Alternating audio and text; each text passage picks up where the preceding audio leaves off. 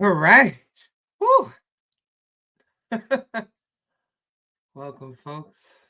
For those of you joining live and those of you who are watching this after, welcome, welcome, welcome. Let my Instagram followers know that they can watch us on YouTube because it's better. It's just better. I love my YouTube community. I appreciate you all so very much. Welcome to Political Theater with Dr. T. I did schedule a live. Oh my gosh. Oh my gosh. I scheduled a live. I'm trying to be better. So listen, folks. One of the things I said I was going to do um, after the semester's over, it's been a very busy semester for me. I'm going to try to go live like 2 or 3 times a week. That's what I'm going to do. I'm going to be here for you because we have a lot of shit to talk about. The United States is crumbling, the empire is falling, and we need to be here together. So if you are watching me on Instagram, please come over to YouTube. It's a way better experience. We have a chat going on, and I get to have more conversations. It's easier for me to share some of your thoughts, like I can post them on the live and you get to be, featured here. So we'll do that. But shout out to Instagram, shout out to YouTube. I love you all. My actually progressive followers, not the folks who fall for the okie doke. And some of you do still fall for the okie doke. But my hope is that when you join me on these lives, you wake the fuck up. All right. So tonight's live is brought to you by Uncle Arnie's. Okay. THC infused beverage. They don't sponsor me. I'm just letting you know that at some point I'm going to be losing my train of thoughts. I'm not going to know what the fuck I'm talking about. And that's okay. I've had about 4 drinks already. We're going to add to this. We are double fisting here. We're going to be cross-faded as shit, but we're going to have a great time because we're going to talk about the people's champion, Barack Obama. You had to refresh. I'm so sorry about that. So sorry that, that's the one thing I don't like. YouTube, you'll be sitting there waiting and then it doesn't tell you. We're going to talk about, we are going to talk about everybody's favorite Negro, half Negro, Barack Obama. And the reason we're going to talk about that is this. Let me show you my thing. So, okay. So. Oh, man. How do we begin this? So I just want to say, sidebar, I was watching Don Lemon's show. So I watch a lot of YouTube. I watch a lot of stuff. There's really great content on YouTube. Don Lemon has his own show. And that nigga be drunk. On my mama, I swear to God, that nigga be drunk. And it's so funny. And I was like, wow, I'm not the only one who goes live when I'm not in my right mind. It's beautiful. It's beautiful. So here we are. Oh, you want to? Okay, somebody said I want to get high, but I got a flight in the morning. I get it. As a person who travels for work, I get it. And then you said, never mind, I took an edible. Well, here we are. Okay, here we are. All right. So, unless you've been living under a rock, you have seen that the United States government is actively kidnapping people off the streets and out their homes and sending them to gulag, as they say, or concentration camp in El Salvador. El Salvador's leader is an extreme right-wing sadist, and he enjoys torturing people. So the United States is paying El Salvador $6 million to take people that they claim they're deporting, but I want to be very clear with everyone. This is not deportation. This is kidnapping, and this is human trafficking. And the reason we can label it as human trafficking is because, again, the United States has paid $6 million to El Salvador for them to take in people that our country has decided should not be here anymore. Now, we've looked at a bunch of the folks who are, have been kidnapped and trafficked. And some of them are students, PhD students, right? To get to the high level of PhD and from the elite schools. So, they're being funded and all these kinds of things. PhD students, other students, and things like that. People who were protesting against the genocide in Gaza. And they've decided that those people are pro-Hamas and anti-Semitic and therefore deserve to be deported. Now, yeah. I know that not everyone is, well-versed in United States constitutional law and history. But you can't do that. You can't do that. But you can do that, actually, when you're a president who stacked the Supreme Court and forced them to decide that you are immune from any prosecution of criminal activity, basically giving you carte blanche to do whatever it is that you want to do. And so here we are. We have a despot, DESPOT, go look up that word if you don't know what it is. We have a maniacal tyrant. We have an authoritarian dictator who has decided and has told everyone on national television that he is willing to deport American citizens, United States citizens, if you don't like what they say. Well, friends, they gonna come for my ass. They gonna come for me. Jesus Christ, they gonna come for me. They gonna kidnap me off the street. I'm fat though. I know how to play dead. If you gonna come for me, you gonna try to kidnap me and traffic me, you gonna have to bring at least 6 of them niggas. Because I'm fat. It's gonna take some work. But I say this to make it clear that none of us are actually immune. Those of us who have been vocal in support of the Palestinian people, we're not immune. What my good sis says, she said, I'll always be on my soapbox about this. Absolutely. This is a soapbox. This is my show. Do what the fuck I want. Say what I want. Right?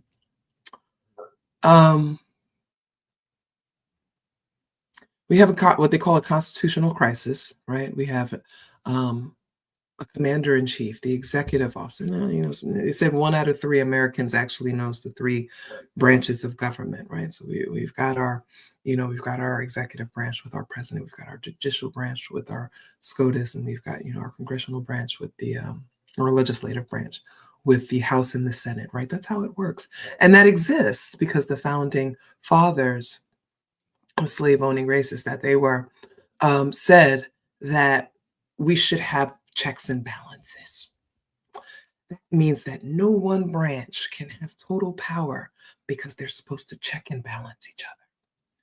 Unfortunately, our House is dominated by Republicans. Our Senate is dominated by Republicans. We have SCOTUS that is dominated by conservative Republicans.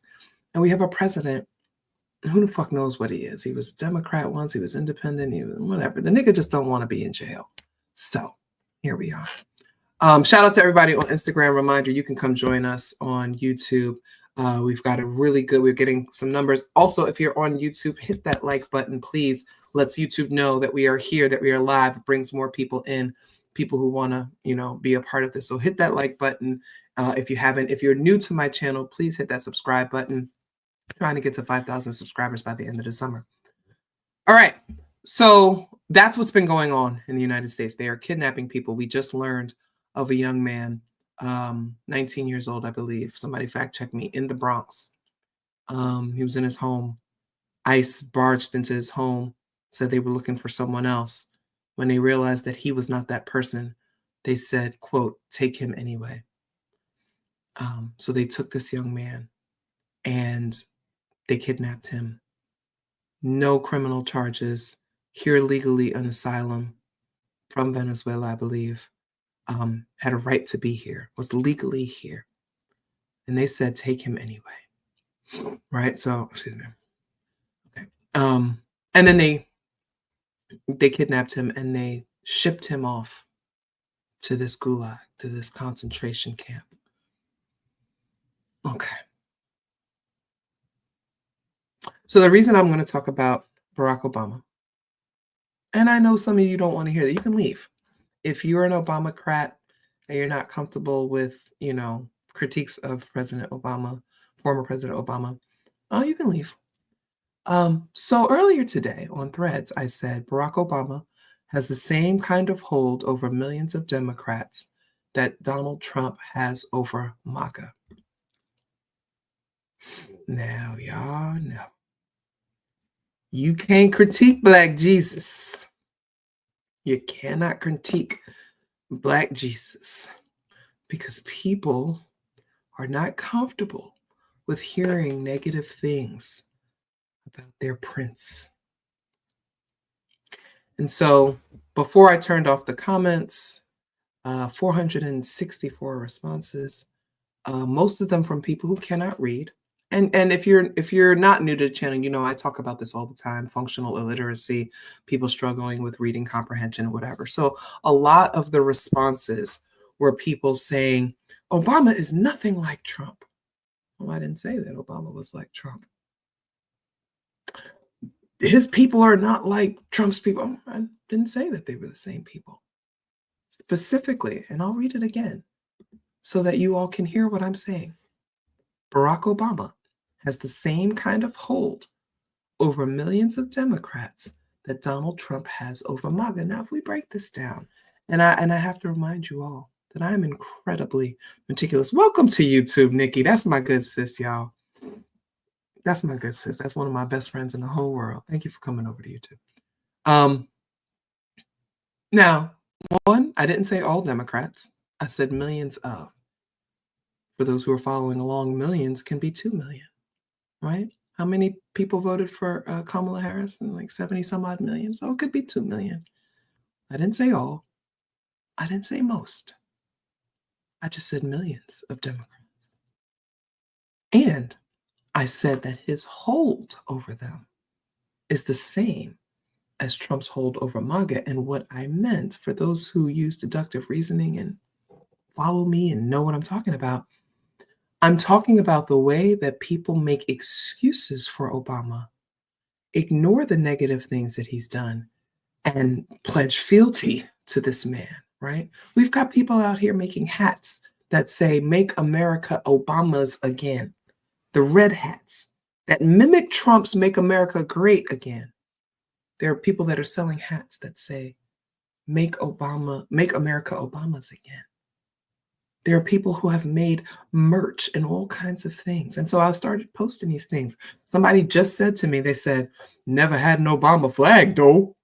We never had an Obama." Yes, we did. And then I posted a reply showing that that people, in fact, made Obama, flags.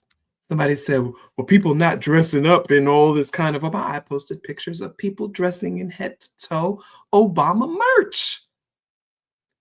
People are like, "Well, he didn't have caravans." I post a picture of cars painted with Obama 08 on it. There's so many things that I was just hitting them with it. Now, y'all know sometimes I like to go cat and mouse with people, right? Because it's a little fun when I ain't got shit else to do. But yes, you can still buy Obama merch. And somebody pointed out, a very smart person said, that Obama graphic that came out, that Hope and Change joint, was one of the most important campaign images of all time. Somebody else said people still have pictures of Obama in their house, like Dr. King and Jesus. I'm not making this up, right? But what really became interesting to me was that people revealed that they had no real idea of what went down during the Obama administration. Now listen, folks. I'm not saying that Obama didn't do anything good. Again, my post was rather simple.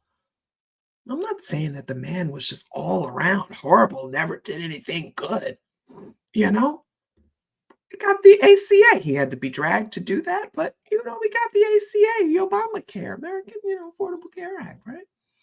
A lot of people, I mean, he forced people to do it and he fined you if you didn't. And it was Trump who changed that and alleviated that fine because the fine was fucking ridiculous and did not allow anybody to have a choice. People forget that part too, right? Okay. So he did okay. But I started pointing out things that Obama had done. And people were like, I admit, I didn't know this. I said, all I said was you niggas are ignorant. Ignorant means you don't know something. That's okay. People were coming from my neck, coming from my neck. There were so many things, right? But let's go to the videotape because if you've been here before, I'm going to have receipts. Because y'all ain't finna come at me and say I'm making shit up. I'm making it up. We're going to talk about it. So let's start here. Oh, gosh. Oh, a whole thing here. A whole thing. The Obama administration's massive expansion of family detention began in the summer of 2014 and will incarcerate thousands of asylum-seeking children and mothers who are fleeing extreme violence in the Northern Triangle region of Central America that includes Guatemala, Honduras, and El Salvador. This year, the practice is a due process, they say, and a humanitarian disaster, okay? Violating due process and humanitarian efforts for those who are still at a fourth grade level, right? It must end. Family detention alone costs $343 per individual, okay? That's just one. So if we talk about family detentions and separation and caging, didn't start with Trump, okay? That's one. Let's keep it going. Let's keep it going. Because, don't listen to me. Listen to what the folks were saying. Maybe you missed it. The ACLU says the Border Patrol was monstrous under Obama. Imagine how bad it is under Trump. Now we know the ACLU is currently fighting tooth and nail in so many different places, okay? Because that's what they do. They take on this shit. They said Obama was monstrous, not disastrous, not harmful, not bad, monstrous. Okay, but that's not it. Let's keep going. Okay. But here's the fun part, folks. Here's the fun part. The constitutional guy. Hold on, let me turn that off. I don't know what's going on. I don't know why that did that. Here we go. Let's close that. They're trying to get me. The constitutional Harvard graduate. Friends, do you see where this is from? The Harvard Political Review. Barack Obama was a war criminal from 2021. His own alma mater called him out for that. And they were so proud because, Harvard likes to send people to the executive office and to the SCOTUS. Right now, half of the people sitting on the SCOTUS are Harvard graduates, Harvard law grads, right? Take pride in that. They even said that he's a goddamn war criminal, okay? During his presidency, Obama approved the use of 563 drone strikes, not drones, drone strikes, which each contains multiple, that killed approximately 3,797 people. In fact, Obama authorized 54 drone strikes alone in Pakistan during his first year in office. One of the first CIA strikes under President Obama was at a funeral, murdering as many as 41 Pakistani civilians. The following year, Obama led 128 CIA drone strikes in Pakistan that killed at least 89 civilians. And the reason I'm saying it that way, because he prided himself on saying words like Iraq and Pakistan, acting like he was in tune with those people because he knew how to pronounce their fucking country names. Ask the people who's lost their families at weddings and funerals about Barack Obama. Oh, absolutely. And you want to know how many? 10 times more than George W. Bush. George W. Bush, war criminal that he is, made up the lie that 9/11 was caused by Saddam Hussein and weapons of mass destruction. And we all know it was an inside job, but it had nothing to do with Saddam Hussein, who the United States had previously funded and supported in a coup to try to, but we're not going to go into that, right? Everybody's like, oh, Obama, he got Bin Laden and all this. Like, the same Bin Laden that the United States funded and made into the man that he is.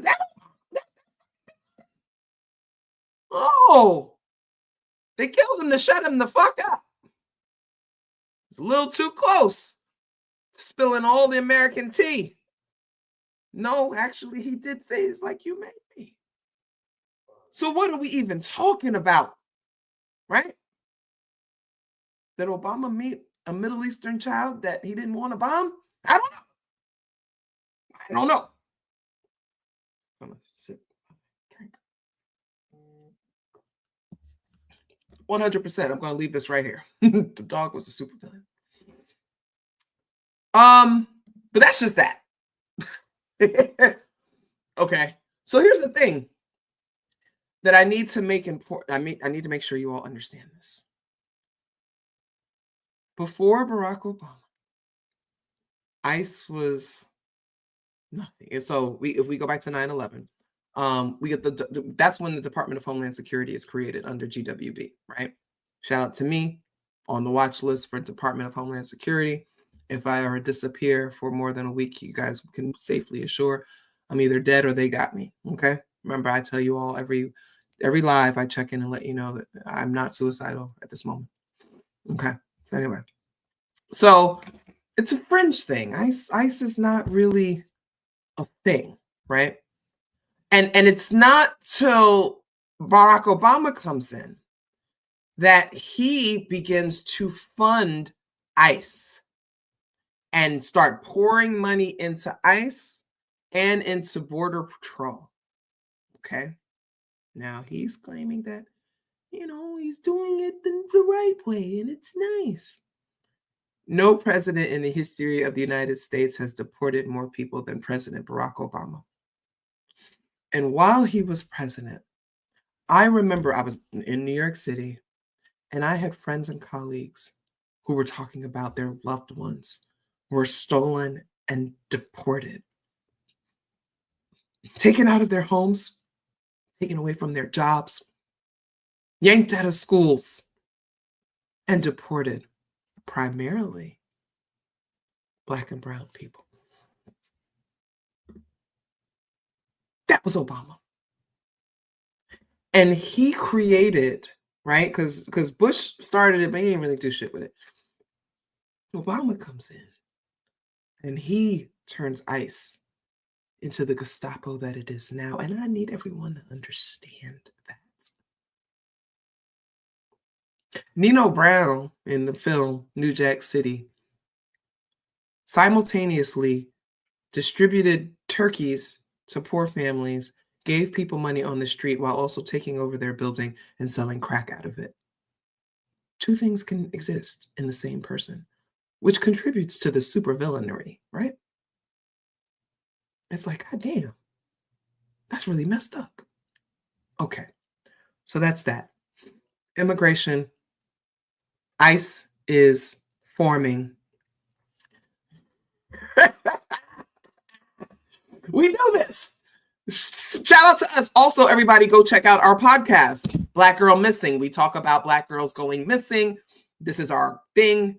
We're like midway through season 4 right now. Go catch up. This is what we do. Anyway. So it's important to understand that what Trump is able to do with ICE is because of what Barack Obama did. Okay. All right.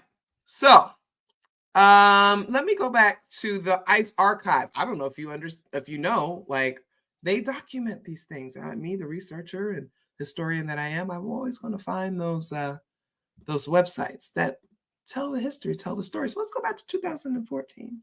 Let's go a little bit earlier. Barack was in office, what, 08? Let's go there. Okay. All right. So in 2008, that's your man's. They have, no, that's actually the other guy, right?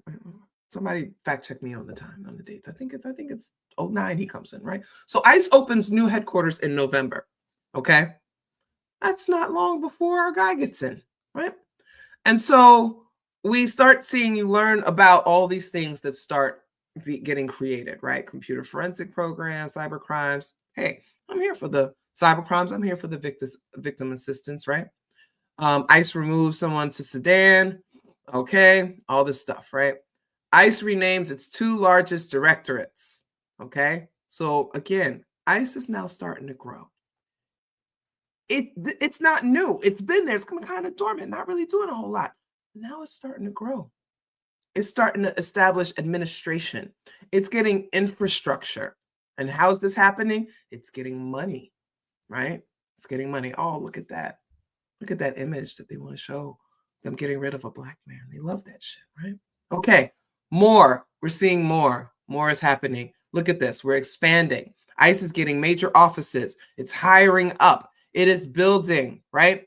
Their fugitive operations teams makes 37,371 arrests, the largest total of so-called criminal arrests in a year. Now, I'm going to say so-called because we don't trust none of this shit. We don't trust none of it.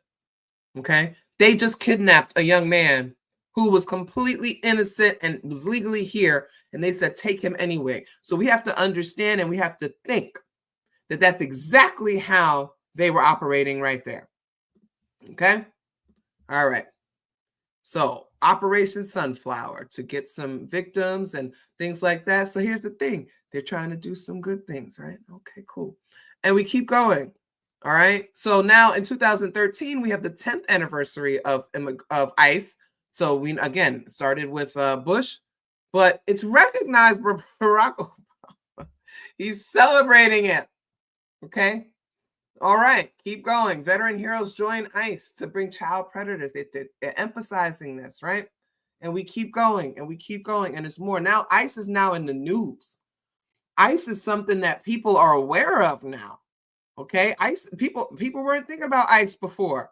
ICE is growing. It is growing. It is growing. It is growing. It is growing. It continues to grow. Look at these numbers. It's continuing to grow. It's continuing to grow. Okay. So what ends up happening during Obama's administration is that he takes this very small fringe kind of thing that GWB kind of really didn't pay much attention to. And he plugs into it and he begins to fund it and he begins to grow it and expand it. And he sets them out on the streets. And they start, rounding people up. Okay. And everybody, people were saying to me, well, at least they wasn't kidnapping people off the street. Yes, they were. They absolutely were. They absolutely were. And you all didn't pay attention because you were mesmerized by the nigga Leo. Now I say nigga Leo because I have an addiction to Leos, and they are really the worst men on the planet. I'm sorry, no disrespect, but you all are the worst men on the planet, especially August. And if you know, Slick Willie, Bill Clinton, William Jefferson Clinton was also a Leo, okay? And Barack Obama was a Leo. I just want to put it out there. It's very charming, easy to pull the wool over your eyes while they're doing really heinous things. And they have this charm and charisma that gets you to love him. And if you ask most people what they love most about Barack Obama, they'll say things like he was charming, he was charismatic, he was slick, he was smooth motherfucker, he felt relatable, etc., etc., etc. All of that masked the destruction that he was doing here and around the world. Okay? So everything that Trump is able to do right now is because Barack Obama planted the seeds, put the funding in, and used them to become what he is now called the deporter in chief. Again, Donald Trump doesn't even come close to the number of deportations that Barack Obama has. And people say, oh, well, he's only been there 100 days. Do y'all not forget that the motherfucker had it 4 years already? We acted like he wasn't already president and didn't do similar. So anyway, in response to this post that I had, people were saying all kinds of things. They were like talking about, how can you compare this? I said, I'm not comparing personalities. I'm not comparing policies, and I'm not comparing their followers. I'm simply saying that they have the same hold over people, as people continued for hours to prove in my responses, in their blind defense and fealty and loyalty to this man. And I was like, how is the way you all responding any different than how MAGA is with Trump, which is the point that I made. Trump supporters will ignore or dismiss the severity of so much of what he's doing right now. Obamacrats, a good number of them, do the same. Like, what are you talking about? Okay. All right. Let's see. The Arab Spring. I bet you don't know that Obama is responsible for the ending of the Arab Spring. Oh, because you know what a lot of people don't know about President Obama is that he orchestrated coups to overtake governments. Now, what kind of person does that? Why does the United States feel the need to overthrow governments? Well, it's all about what's in their best interest, correct? Right? Okay, so, I'm reading from The Guardian. On Palestine, always a touchstone for Arabs and Muslims, Obama has been a grave disappointment. Having strikingly called the situation of the Palestinians intolerable, he blinked first in a confrontation with Israel's Prime Minister Benjamin Netanyahu over whether settlements in the occupied territories would have to stop before peace talks could resume. U.S. domestic politics interceded. Hopes of a two-state solution to the world's most intractable conflict were fading fast. So you mean that when Obama was president, we could have figured out this decades-long issue and settled it to make sure that the Palestinian people were secure and had autonomy and rights and all those kinds of things, and he didn't do it? Oh. Did he set the stage for this genocide that his successor helped carry out? And that his potential successor remained unequivocally committed to? Oh, man. Well, now, some of you weren't online back then when the Arab Spring was going on, right? But it's documented by many as like the first major social media kind of campaign and stuff. And we all got to witness and learn how these people were rising up for their rights, their right to live freely, and things like that. And all we learn now is that was squashed because of Obama, because he intervened and staged a goddamn coup in Egypt. That's your guy. No.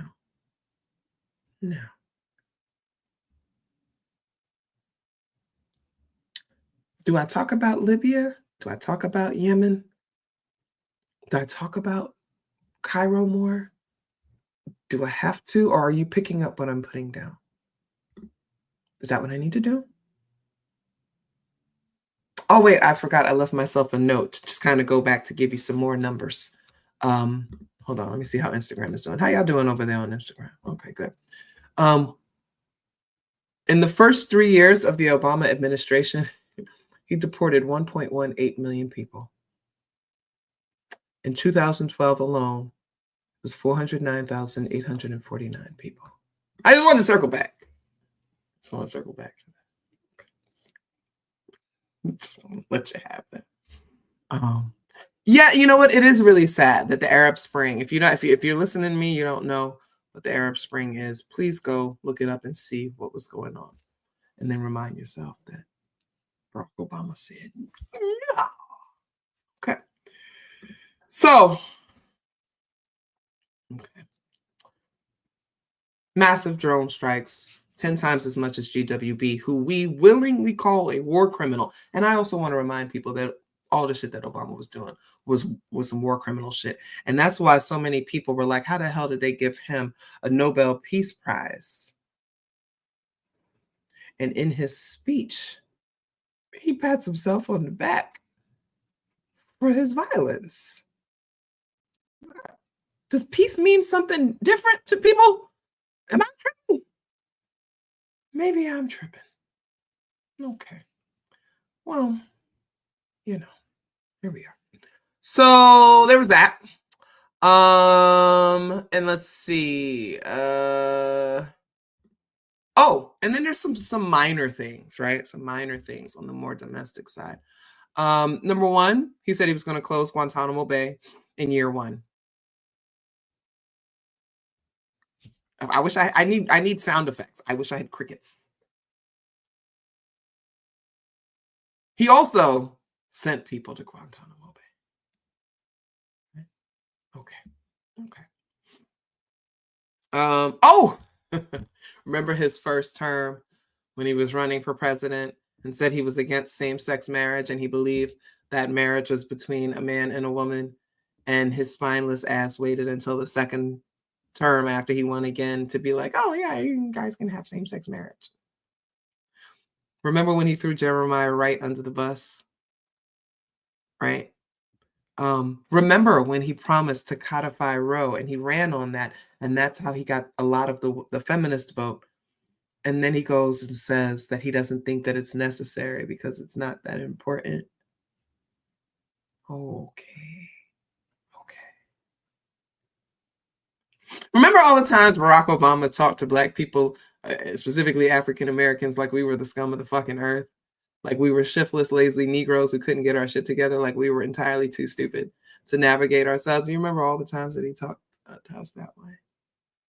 And one of his sisters said, she said she had to tell her friend, and her friend was like, he talks to us like he's not one of us. I said, he's not. Barack Obama was raised by a white woman and her husband, not his African father. He was raised and acculturated to be white. Why he called himself Barry. That's why I call him Barry. Man called himself Barry, I'm going to call him Barry. Right? Now, again, I'm just pointing this out because as we are talking, there's a lot of conversations about how are we going to fight against Trump? Like, who are they going to run? Who are the Democrats going to run? The fucking Democrats are done. They just grifted us for one point, well, not me because I ain't get no money to them, but they grifted y'all for $1.5 billion for a race they knew that they were going to lose. They ran a Republican. This is time for us to start being honest that Kamala Harris is a Black Republican. They ran a Republican, moved us to the right, and then she had the nerve to come and talk about I told you so. Well, you could have won this race by actually appealing to the wants and needs of the Democratic Party. Instead, you gave us a Republican light thing. You tried to court the young, sexless, conservative Republican males who were beating off to your picture, but were never going to vote for you. That's who you thought was going to show up. Oh, and then let's not forget that the DNC spent $20 million to keep third-party people off of ballots in states like Georgia and other places. No, they did that. They did that. Because what's a free and fair election in a country that's never been a democracy, right? They were so worried that if they allowed these people on the ballot in these crucial swing states, that people would vote for them because they wanted those people instead. Democrats couldn't afford that. So they poured in millions upon millions of dollars to stifle the vote. Now, I ain't no big fan of Jill Stein on people. I'm extracting myself from the United States political process. But let's be fucking honest here. Let's be honest. They trampled over so many people. We're going to have an honest conversation about why Obama did not initially endorse Kamala Harris and waited until the last minute because he was more afraid of Trump taking over and continuing what he was already doing than he was about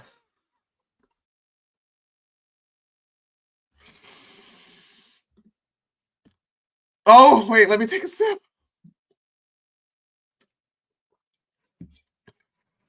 Now, I actually started political theater with Dr. T all those months ago because I was going through and showing political speeches and interpreting them for you as a professional public speaker, but also as somebody who's trained to read body language. And so I was telling you all, I'm like, oh, that person's lying. Oh, I was breaking those things down. If you look at the body language between Barack Obama and Kamala Harris, you didn't hear me say this, but it's given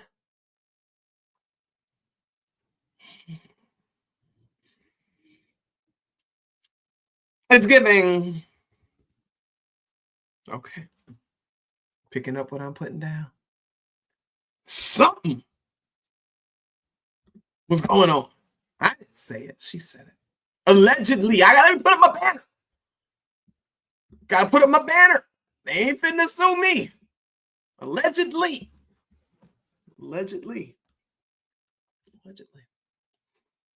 It's given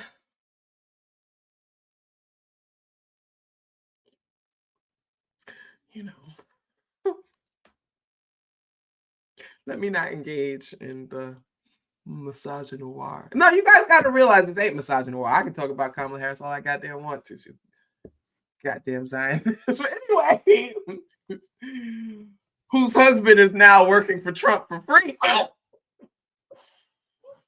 I didn't mean to say it. Anybody peep that? The Doug is working for one of the law firms that's donating legal time to Trump to keep from being disbarred. And wait, did you miss that?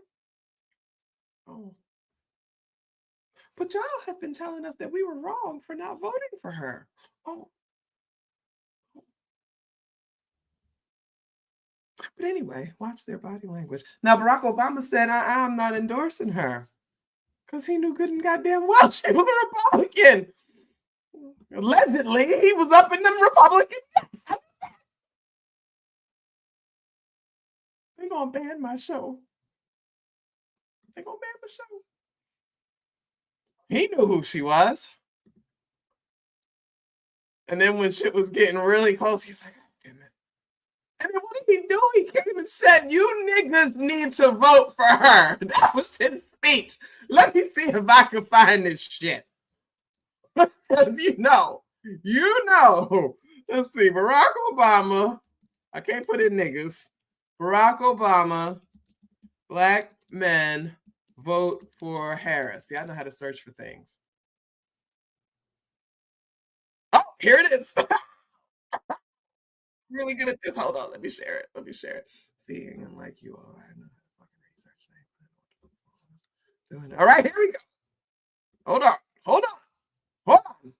Ahead and just speak some truths, if you don't mind.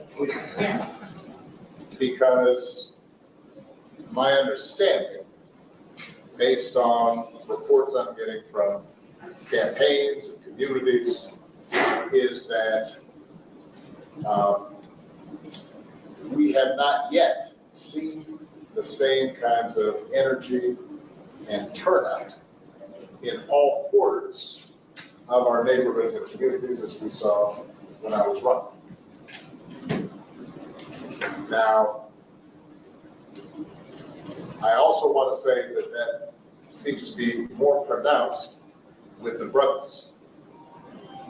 So if you don't mind, just for a second, I'm going to speak to y'all directly and say that when you have a choice that is this clear, when on the one hand you have somebody who grew up like you, knows you, went to college with you, understands the struggles and pain and joy that comes from those experiences,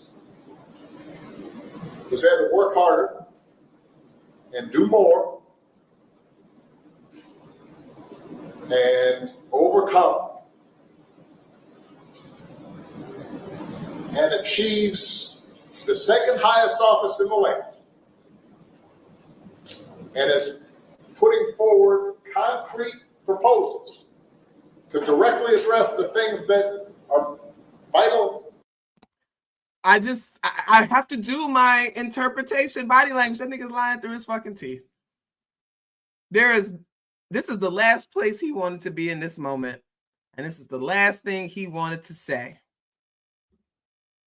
Okay? Clock the body language. In our neighborhoods and our communities, from housing to making sure that our mothers and our fathers and our grandparents can afford medicine and making sure that, and you're thinking about sitting out.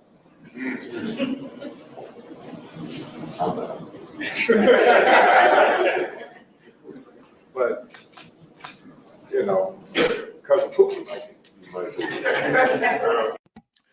Barack Obama likes referring to poor Black men as Pookie. Pookie in them.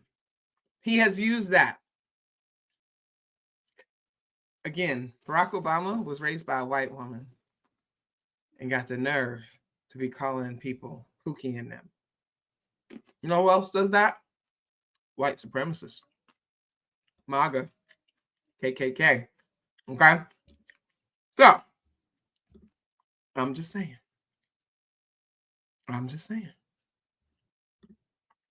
He did not support that, but he knew that without his endorsement, she would have gotten even fewer Democratic votes. He had to do that. He had to come out and he had to be like, vote for her and shut the fuck up.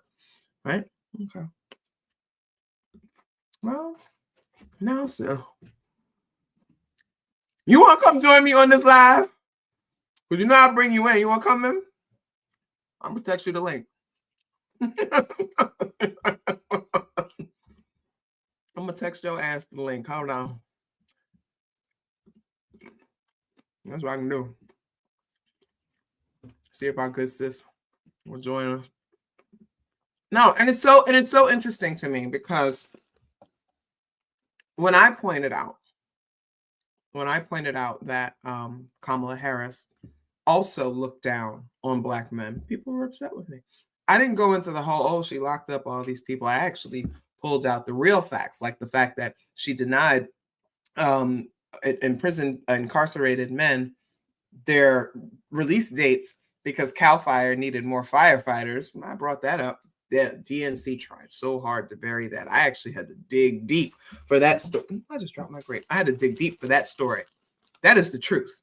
It's not locking up thousands of people for marijuana, but she did keep people imprisoned beyond their release dates because CAL FIRE needed firefighters. Okay? We know that she did that. Oh, here she go. My good self. Introduce yourself. What up, y'all? So listen. So she also, towards the end of her campaign, because she was realizing that she did not have the support from black men that she thought she was. I mean, she and ultimately got like over 80% of them. So I don't know what the issue was, but she comes out and she has a plan for black men. Now, what does that plan include? She told black men that she would work on the crypto thing for them and help them get into the cannabis market. Because why? What did she say out her own mouth? So that you can finally get back to supporting your families.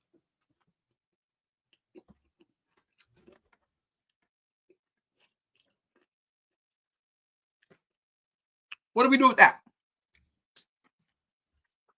You know what grosses me out about her?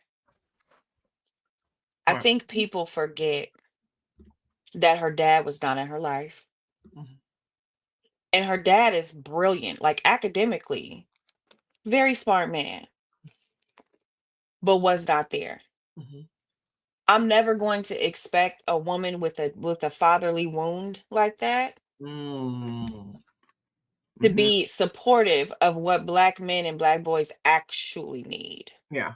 You're not supporting them. You are ushering them to be part of the merchant class, to be capitalists just like you and your friends.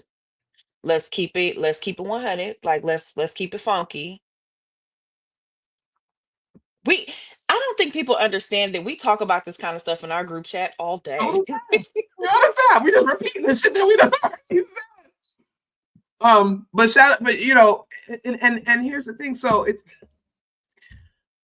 my point through all of this is that I need people to be self-reflective. I need some self-awareness to happen because a lot of people cling to Barack Obama. They've been like, where is he? Why is he not speaking up? We need him to come back. Oh, can he run a third term? Nobody should be running a third term, you guys. And then when you talk about him, they're like, so many of the responses are, well, what horrible things did he did? Oh, well, like there's so much that happened. And again, he inherited stuff. Okay, if you're going to be president of the United States, you are agreeing to be one of the world's greatest terrorists. You are. So you accept that regardless of race, gender, whatever. You're saying I'm going to be in charge of one of the most terroristic gangs in the world, right? The United States military. And I'm going to expand United States imperialist, plans. That's what you agree to do. And so if we say that about him, though, people lose their minds. And all I was saying is that the man has a hold over a lot of Democrats in the same way that Trump has over my. That's all I said. And people lost their minds.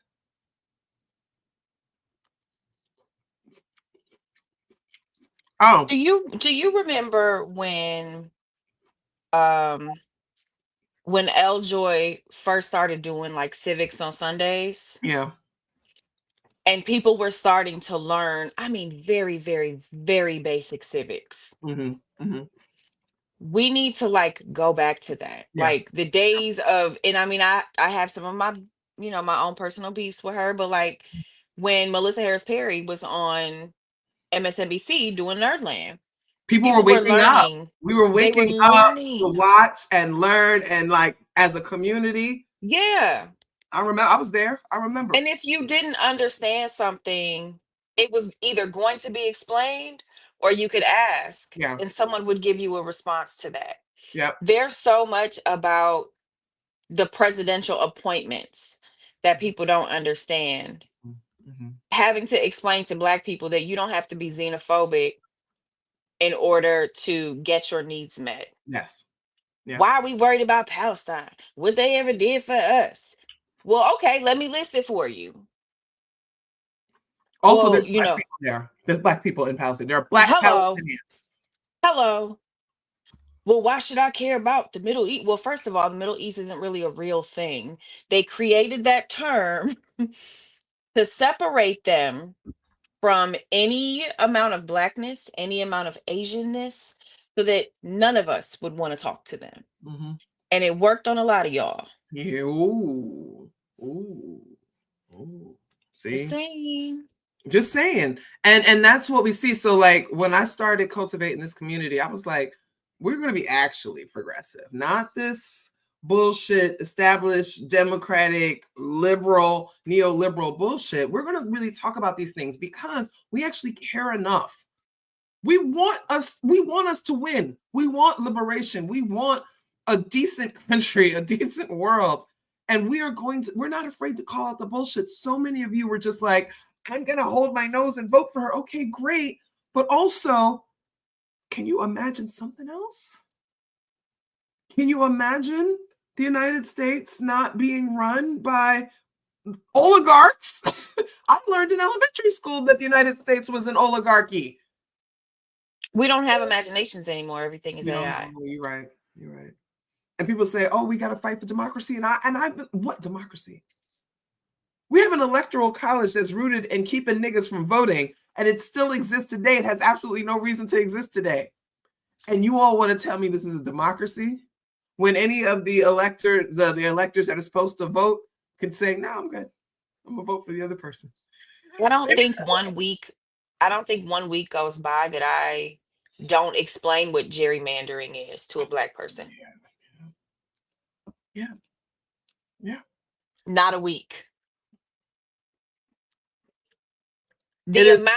The amount of niggas who are like, we should have our own sovereign land so we can just do our own thing. Sovereign land where? Nigga, you don't even wash your ass properly. How you gonna be sovereign anything? How you gonna be sovereign on somebody else's land? On somebody else's land that It's at any already moment, stolen. first of all, it is stolen land. I'm with the land back movement 100%. Somebody asked me, how you supporting the land back movement? That means you won't have nowhere to live. So I didn't ask to be here. My ancestors didn't ask to be here. They didn't ask to have to take part in displacing and killing these people. No. Give them their land back. I go somewhere else. Burkina Faso is telling us to come. I bet you I give it 3 months to 6 months. Burkina Faso is going to open an asylum program for African Americans. Absolutely. Ghana already been telling us. Now, I don't fuck with them on some politics shit, but they've been saying we have land to go to. We can go back to the continent. We do not have to be here on Turtle Island. You see what I mean? And so the way that some folks will defend this and act like, well, we're foundational Black. You know what? We're never going to go there because that's not what this is about. We can't talk. This live ain't about the foundational Black Americans. Maybe you and I can do. Maybe you can come on and we'll come back and talk about the FBA movement. You two gonna tell me don't come back. The way I'm cutting up in your comments. The ADOS movement. American descendants of slavery. Who came up with that? How are you a descendant of a fucking institution? That is the dumbest shit I've ever heard in my life. I just had an argument on Threads about that. But then they look at my picture, then they go, "Oh, well, you're a white woman anyway." You more nigga than me. You're a white woman. Okay. You're not even Black. She more nigga than me. All right. But I know a nice chocolate ebony skin. I'm gonna get my tan this summer now. Hold on. Okay. So all of this is tied together, though, yeah. All of this is tied together because when Nikki is talking about the xenophobia that you see coming from some African Americans, it's related to this whole immigration thing. I've seen people who claim to be part of the 92%. If you're new here, that's 92% refers to the percentage of Black women that voted for Kamala Harris. And there are some people who have never done a day of activism in their life have decided that they're part of the 92%. They did their job. We're going to rest. We're not doing anything and blah, blah, blah, blah, blah. They also often tend to be incredibly xenophobic and very much like part of why they supported her because they did not care about the genocide that was happening, you know, so for them it was nothing. They just wanted this half Black, half Indian first generation woman who wouldn't spit on them in a fire to represent them. Okay. She's like, oh, peasants. You got cooties. But the 92%, right? They're the similar, and they have a lot of xenophobia in them. And so you'll hear them say those things. That's how I know I can't trust these establishment dams. You know, we just had this whole thing, Cory Booker, right? Cory Booker stood for 24 hours and some change, 25 hours, whatever it was. And, pissed on himself a few times. We didn't see it. Maybe he had a bag. And he broke strong. He ain't had no diaper on. I don't want to hear it. But he's allowed to take bathroom breaks. And so some people gave like little 4 and 5 minute speeches. And as long as they were talking, he's allowed to go have it. And the camera didn't pan to him because he left the room and went to go piss. Okay, anyway. He did that. It was a moment. Strom Thurmond, one of the most virulent racists in American history, with a biracial daughter from a 15-year-old. Okay, what? We don't have to go there. Okay. He broke his record because Strom Thurmond filibustered the civil rights. You know how much you got to hate niggas? To stand up there for a whole day. A whole day. I don't want you niggas to have nothing. You niggas, for every hour I stay here, I'm taking away one of your rights. Hour 1, you don't get to talk. Hour 2, you don't get to read. Hour 3, I don't want you looking anywhere but down at your feet. That was Strom Thurmond. So, yes, he does this thing, and people are really energized because this is the first act of any fucking thing that people have seen the Democrats do, aside from Jasmine Crockett and her bad bills reach. She keep putting her foot in her mouth. I wonder if she likes the taste of leather. I don't know, because she been eating them shoes. Child. So, Democratic Party ain't really been doing shit since Trump was installed. And so we're all sitting here like, and then Hakeem Jeffries, the tap dancing. Well, what are we supposed to do? We don't have to control. Nigga, are you kidding me right now? There's Democrats flying to El Salvador, and he's on TV talking about.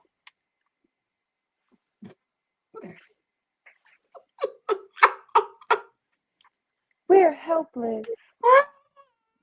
We can't do it. You're a politician. Go politic. Go politic. That's what we paying you. Our tax dollars are paying for you to speak up and defend the rights of the American people. And you're just on TV. He's on TV more than he's actually doing his job. You know what? It's funny. Like one day a week, I usually go to the Capitol Grill for a drink after work. Mm-hmm. Guess who I see there like clockwork almost every single week? Who? Ted Cruz and Hakeem Jeffries. You know it. Oh, clock it. Raphael. Why do I see y'all? First of all, why are y'all in the same place? Come on. Every week. Come on. At the same time I'm in here. Uh-huh. What you doing? What you doing? Also, I want to reverse just a little bit back to when you were talking about losing rights. Mm-hmm. I have been on my soapbox for years about the 14th Amendment. Ooh. Tell them.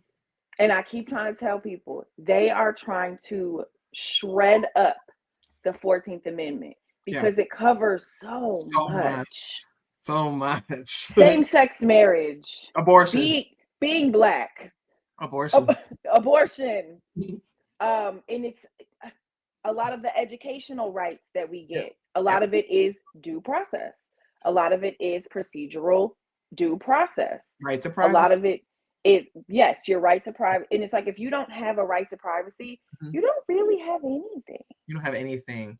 And that's why the tech stuff, it's not freaking people out enough. This Doge having access to our data is not all of your data. All of it. All of it. They just found that one of the Doge hackers, MIT grad, created a backdoor and was storing NLRB data.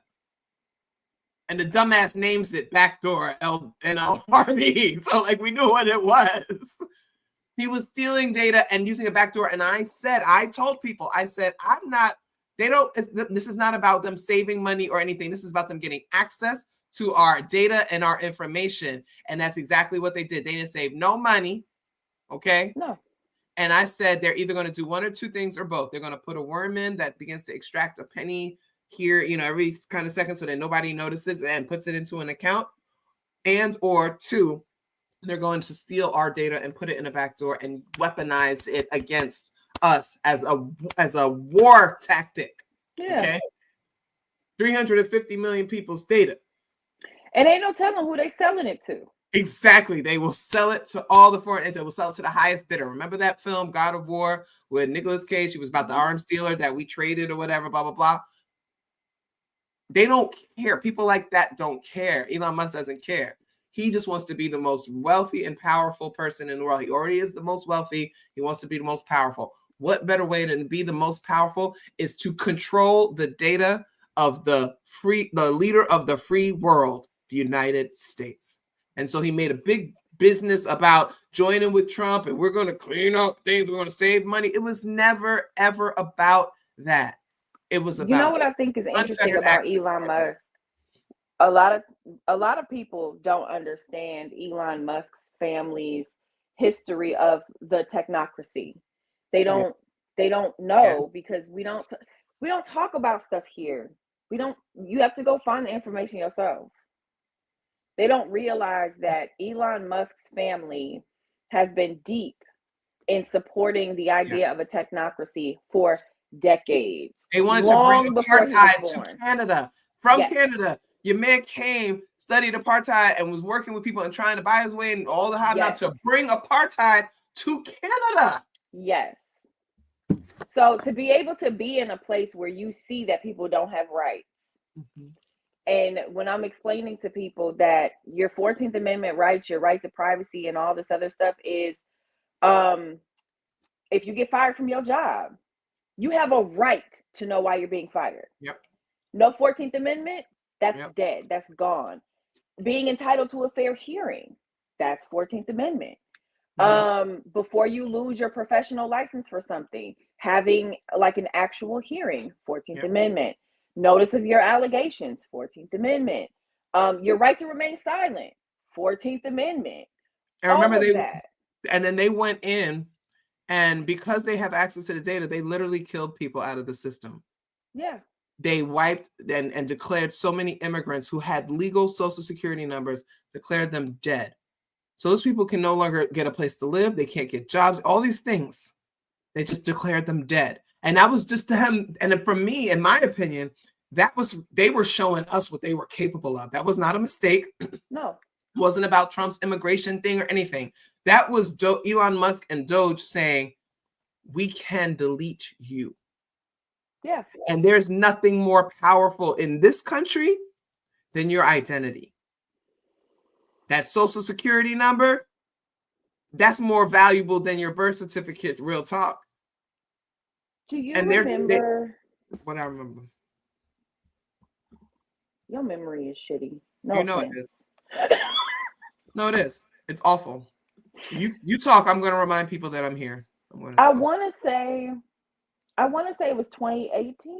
Mm-hmm. I think when he said it, Donald Trump said, and I quote, because I remember when he said this, he said, first we'll take their guns, and then we'll get due process.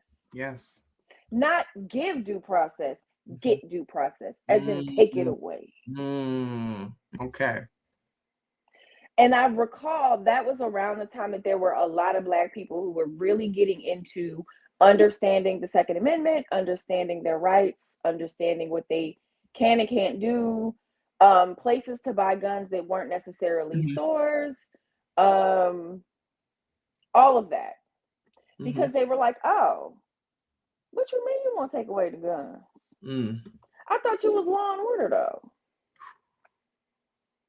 Oh, so you ain't really mean that. No. You ain't really all he does is lie. That's all he does. He just wants to get what he wants. And that's what politicians do. They lie until they get what they want. That's literally what politics is. Trump wants to stay out of jail.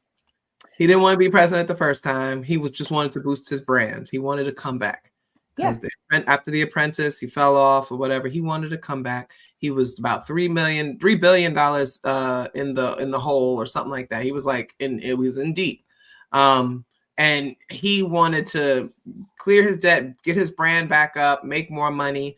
You notice that he was selling really stupid shit, and with the first president, he's selling really stupid shit. Like the man he's broke, and so he needs money. So when he comes back this time, they got to him and was like, "This is what you gonna do," etc. And in exchange, we will do this. My theory, tinfoil hat, is that Elon agreed to pay his debt because $3 billion is nothing to Elon. That he agreed to pay off his debts, because remember the lawsuits and all the other shit started piling up, if he gave him this.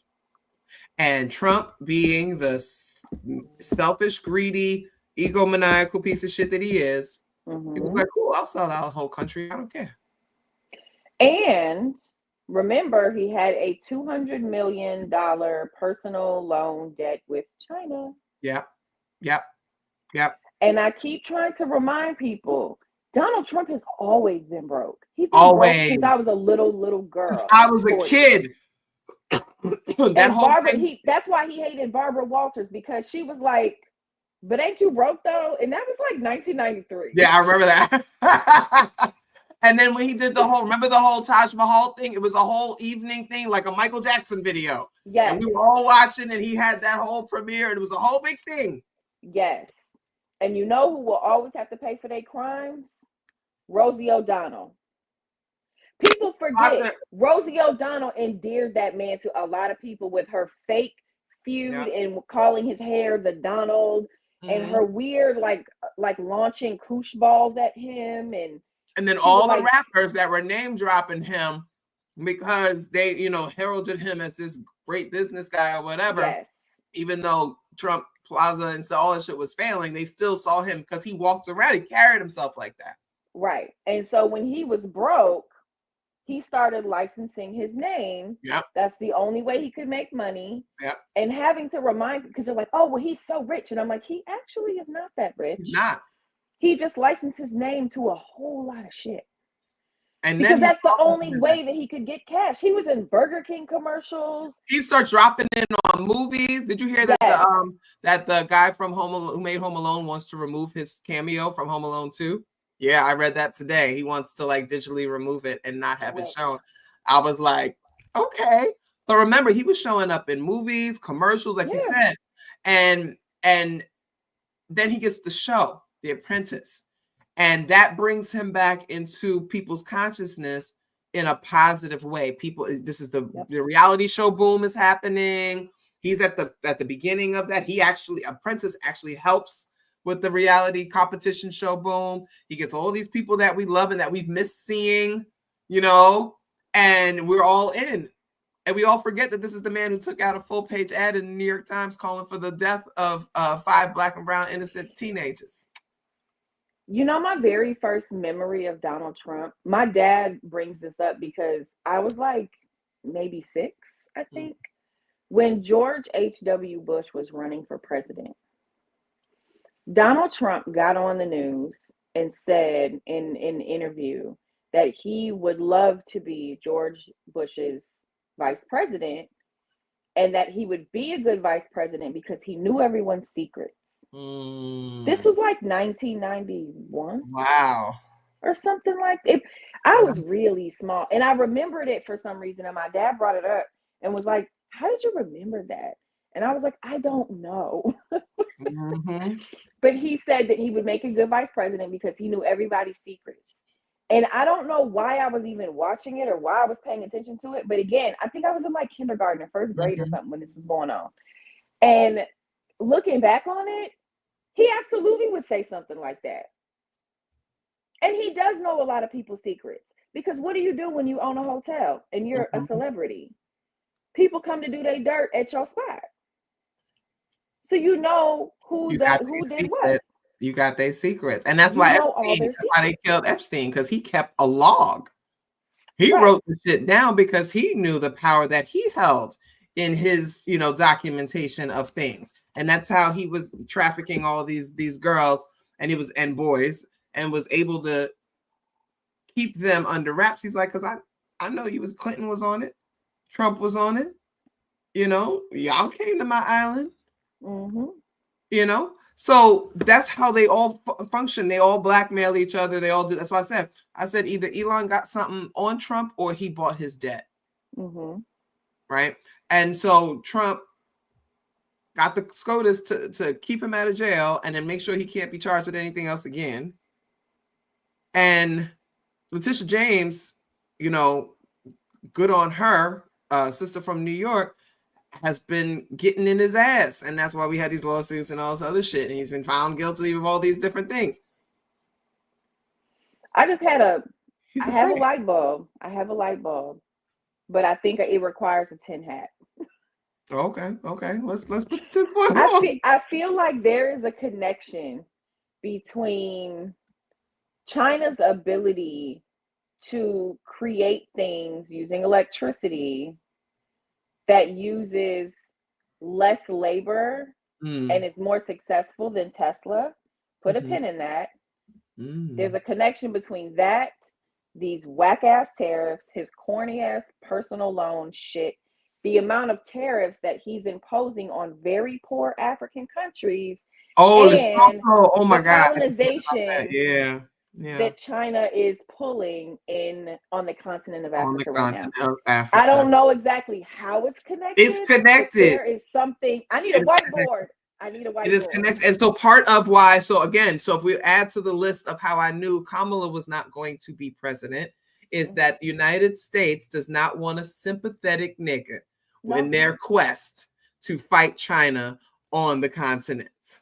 And not only is she an Asian Black woman, her family, like if I remember correctly, her maternal grandfather did ambassador work on the continent. Ooh, I didn't know that. I remember that. I know she's a Brahmin. And they don't want that. There's too much connection to other places in the world in an endearing way. It's not just she just lived there, like she has family there. Yep. They don't want that. Yeah, because that China came in strong when Obama was president. Yeah, because he was kind of soft on the West, West and Sub-Saharan Africa, so they were able to come in like boom, boom, boom.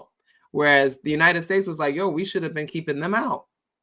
Okay, right. That's our main enemy. Russia. Okay, nukes whatever, Putin is whatever, but China got us by the balls. Yeah. China owns our bonds. That's why I try to explain to people back in 2016. I said, China owns our treasury bonds.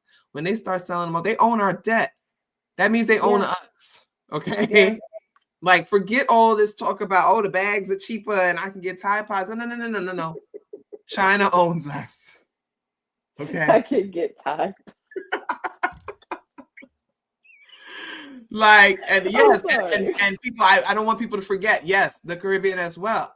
Because they're going in and they're offering infrastructure, pouring money in. And I've been to most of the nations in the Caribbean. Many of them need help with infrastructure, with streets, paving, and all those kinds of things. They want to improve, they want to expand, and they need the money. China is saying, we got you.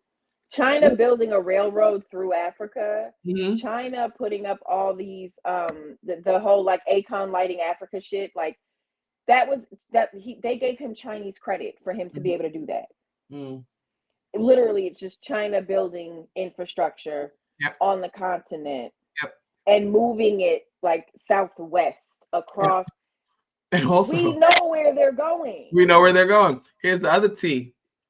Because of the one-child rule in the 70s, China has 30 million more men than they have women.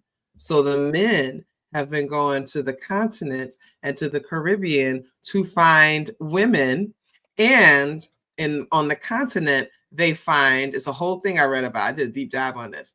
They find that the woman's bride price is cheaper than the Chinese bride price because there are so few women. There's fewer women of that age. Their bride price, the price went up. Yesterday's price is not today's price. And so the men were going and they were working in China. They were not going back home. They decided to stay. Cost of living was lower and they could find themselves a wife and just pay a cheaper bride price. So that's the next thing with the next generation we have to look at is all these Blasians on the continent of Africa. Oh, God. And some of the women are saying that some of the men, a lot of the men are leaving them. So just like with the wars and, you know, and in Germany had all them half black babies and all these other things, in Vietnam, all those half white babies that, you know, that grew up to be ostracized, whatever. We're going to see that on the continent of Africa. Now, is the colonization so deep that they'll, you know, create a new class of people like the colored people in South Africa? You know, because they're a mix of, you know, African, Asian, white, and stuff like that. The colored people Mixed are there. people in Brazil, same shit. Right. So that they're gonna, I'm like, they're gonna create a new class of people that are half African, half Asian, half Chinese, or whatever. So we could see that. And but the thing is that they are giving people things that they need and that they want. And a lot of the business people on the continent are with it, but they're also poisoning the rivers. Okay, they're dumping their toxic waste into African rivers and poisoning people. There is sexual assault. They are they're bringing in their own workers and not really hiring locally. It's like, oh, they're hiring locally. No, they're bringing their own workers in. Okay, so you know, it's all these things, and I'm like, you all are heralding China because they're playing us on TikTok. Cool. The TikTok videos are cool, but China ain't nobody to be rallying behind. Let's be real. I said that on, I think, Facebook or something the other day, and I'm like, I remember when I first started learning a lot about the colonization of Africa by China, was when I was dating a Nigerian American man, and his mom like broke down like the way that the infrastructure works in Ghana and Nigeria where she grew up, and I'm like, oh, so China really ain't got no business over there. She's like, no. She was like, but if you have the money and you're willing to give it to the people who live there and say, yes, we're going to make sure that you have lights, they're not going to say no to that. But that's the importance of your own government taking care of you, so that someone else's government cannot take care of them. Right. So now we got all these weird right-wing idiots who are like, oh, taxation is theft. Bitch, if we're not paying taxes, who in the fuck gonna fix these streets? Right. So that's something to keep an eye on. And, you know, as we're watching this, and not like the white men are getting scared now. And, you know, white men start getting scared because they can always rationalize everything. They were like, well, you know, let's consider. No, the white men are like, wait, America is actually about to collapse. Well, we've been saying that. Yeah. We're going into year 250. Isn't that when they hypothesized that all empires fall, all major empires collapse at year 250? Yeah. We are in year 249 right now. We are going into year 250. America's time is up. I've been saying this for a few years. America's time is up. I said America's going to fall. That's why before he even declared he was running again, I said Trump is heading back to the White House. And people were like, what are you talking about? He's not going to run again. I said Donald Trump is heading back to the White House because the work is not done. And then everybody got caught up with Project 2025 and stuff like that. I was like, y'all, this has existed since 1981. Okay. I'm so sick of telling people that. Listen, I was like, this is the final stage of America, and they need someone as loathsome and odious as Donald Trump to be the face of it, because the evangelicals don't like him. The technocrat bros don't like him. They can't stand him. JD Vance can't stand him. JD Vance is Brutus right now. Okay. He's going to be the last one to drive that damn knife through his back. And that's what they're waiting for, because JD Vance is Peter Thiel. We talked about this on the show before. You know, JD Vance is Peter Thiel's bitch, and Peter Thiel installed him and was able to buy his way in. Remember, they put him off on Trump. Trump looked at him. He's like, I don't know this nigga. I don't know. I want him. Don't know nothing about no JD Vance. But they told him, this is your running mate. We're gonna own this spot. And Trump, all caught up in his own ego and hubris, is not realizing, yo, nigga, they about to kill you. It's gonna be something to the neck or whatever. They're gonna kill you. They got their guy in, right? And so the plan is for Vance to be the leader of the new America, and he's there as a figure because Peter Thiel and Musk and Zuckerberg and all of them, they just trying to get the robots in. All this talk about like, oh, we got to bring all this stuff back to America because we can make the parts here. They just training y'all for your future. Your future is going to be being on an assembly line and assembling parts for the robots. The robots are going to be in charge. I just think it's funny how it took about 10 to 15 years for all of these American manufacturing companies to pack up and leave. Mm-hmm. And now you're like, oh, we're bringing them back in less than 4 years? Please be fucking for real. And people were believing it. And it's like, are Americans that dumb? They Yeah, are. they are. No, we absolutely are. They are. That's sad. They absolutely are. They absolutely are. So, that's it. But anyway, we're coming up on an hour and a half. I appreciate every one of you. You all know how much I love doing this, how I love being in the community with all of you. We got our special guest here, Nikki. She will be back because we're gonna hit on some things. She'll be back. She'll be back. They like you, between you and Dr. Hall. I'll swap it. I like to have guests. Like I said, I told people when the semester's over, I'm going to try to be going live 2-3 times a week, if not, closer to daily, because I want to be here with you. This stuff is America is falling rapidly. And remember, I told you, I said I'm going to be here to the very end until they cut my mic off, cut my internet off. I'm going to be here with you all because we have to have our community. We're going to make this together. So I'll have Nikki back on. I'll have Dr. H back on. We're going to talk. We're going to work through some things. You all have always been there to support me. If you are new to my channel, please, please, please hit that subscribe button. Share with your friends. I'm trying to get to 5,000 subscribers by the end of the summer. Hit that like button on this one. If you want to make a donation, please feel free. I always appreciate it. But until the next time I see you all, remember, I love you all. We will win. We will win. We will win. All right. Be good to yourselves. And I'll talk to you soon.